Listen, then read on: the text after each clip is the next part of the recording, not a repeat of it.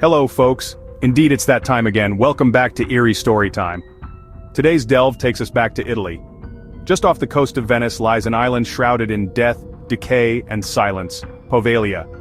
Once a quarantine zone, turned into an asylum, and now abandoned. Its soil is said to be soaked in suffering. Is it just a haunted relic of history? Or something far more sinister? Let's peek into the shadows, and you can decide for yourselves. There are places in this world that feel wrong. Poveglia Island is one of them. Just a short boat ride from Venice, it's a world away from romance and beauty. From afar it looks peaceful with green trees and old buildings.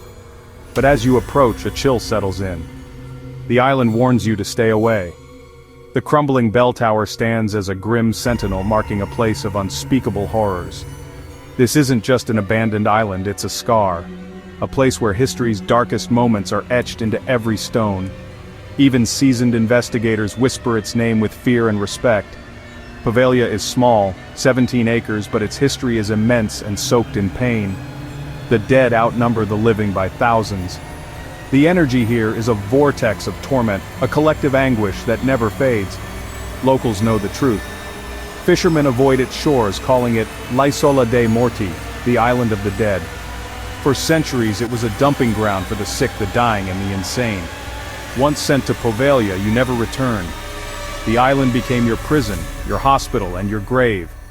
This isolation created a pressure cooker of spiritual energy. The spirits here are bound, forced to relive their agony. Every crumbling wall, every overgrown path holds the memory of death. On Poveglia, the source of the haunting is the island itself. It is saturated with death. It is a place that should never have existed. And its story demands to be told.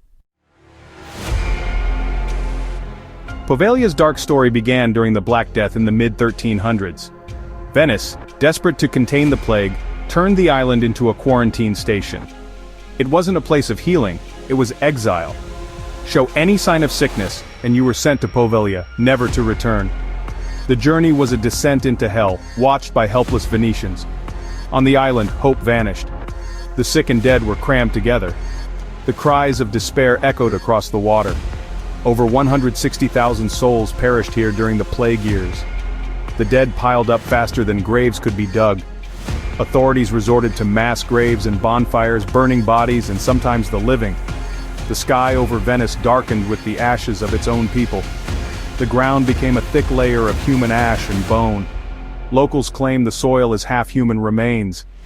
This is not just a burial ground, the earth itself is made of the dead. The souls of the plague victims were denied rest, their pain soaked into the soil. Their terror didn't disappear, it became a permanent stain. And that stain is the foundation of Poveglia's darkness. The ground on Poveglia feels different, soft, spongy, unnatural. For decades the island was a funeral pyre. The ashes of thousands mixed with the dirt, creating a morbid soil. Fishermen have pulled up human bones in their nets, a chilling confirmation. The island is literally built on the dead. Spirits here are tied to the very ground, their forms destroyed and scattered. Every tree grows from the ash-laden soil, every wind carries memories of the fires. This is haunting on an elemental level. Oral traditions speak of the constant smell of death and burning. Families were torn apart begging for mercy on the docks. These stories became the bedrock of the island's haunted reputation. The entire island is a source of residual energy. The pain is so thick you can almost taste it. Here, the veil between worlds is thin, worn down by centuries of tragedy. The soil itself seems to cry out a chorus of voices trapped in the earth. In 1922, a mental asylum was built right atop Poveglia's mass graves. Patients lived above the remains of thousands, tormented by both their minds and the restless spirits. They reported shadowy figures, whispers, and unseen hands, claims dismissed as delusions. The asylum's director became infamous for brutal experiments, performing lobotomies in the bell tower. His reign of terror ended when, seemingly driven mad by the spirits, he leapt from the tower. A nurse claimed a strange mist rose from the earth and finished him off. It was as if the island itself claimed its final victim. The doctor's evil lingers, a warning to all who follow. Poveglia's horrors only deepened in the modern age. In modern times, only the brave or foolish set foot on Poveglia. Almost everyone reports an overwhelming sense of dread and sadness. Some become suddenly angry or violent, as if the island's rage infects the living. Paranormal investigators have captured chilling evidence, clear voices, guttural screams, mournful cries, and investigators routinely return from assignments on the island scratched, chilled, and having experienced the sensation of feeling watched by unseen eyes. Making their investigations all the more complicated, they also frequently reported unexpected equipment malfunctions and dead batteries. Many of these were brand new and fully charged batteries, but they suspiciously drained on the island. Local fishermen avoid the island, but sometimes currents pull them close. They see strange lights, hear the bell tower ring, and spot dark figures on the shore. Their fear is genuine, a testament to the island's reputation. Visitors report being pushed, grabbed, or choked by unseen forces. Multiple eyewitnesses claim to have seen the spirit of a young plague victim, little Maria, crying near the waterfront. Also, it is reported that the evil doctor's presence still lingers in the accursed bell tower. For those who've been exposed to it, Poveglia's terror is all too real. Poveglia's legend haunts Venice itself. For locals, it's a taboo subject, a dark secret best left unspoken. Fishermen avoid it, tour guides won't go near, and authorities have banned public access. Many believe the real reason is to keep people away from its dark energy. The more forbidden it is, the more it draws the curious and the brave. Poveglia is the Mount Everest of haunted locations.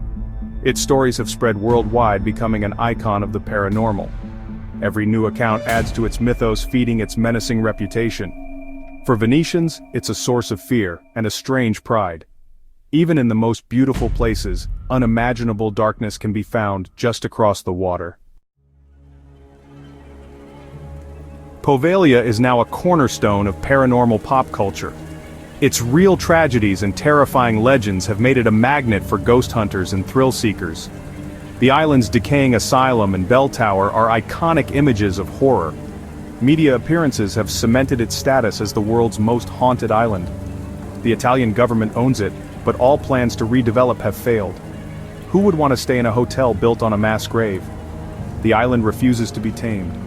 Poveglia endures because it touches our deepest fears: disease, madness, isolation, and death. It sits in the lagoon, a silent monument to thousands of lost souls. And as long as it remains empty, its stories and its spirits will never rest. That's a wrap on today's delve into Italy's haunted island of Poveglia. So tell me, what are your thoughts about this place?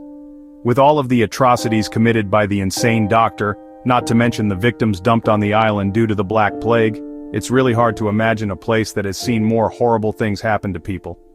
It's understandable that the locals don't like to talk about it.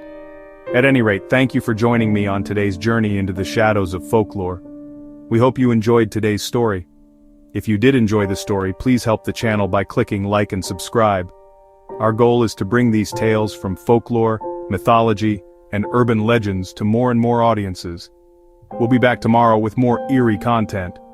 Until next time,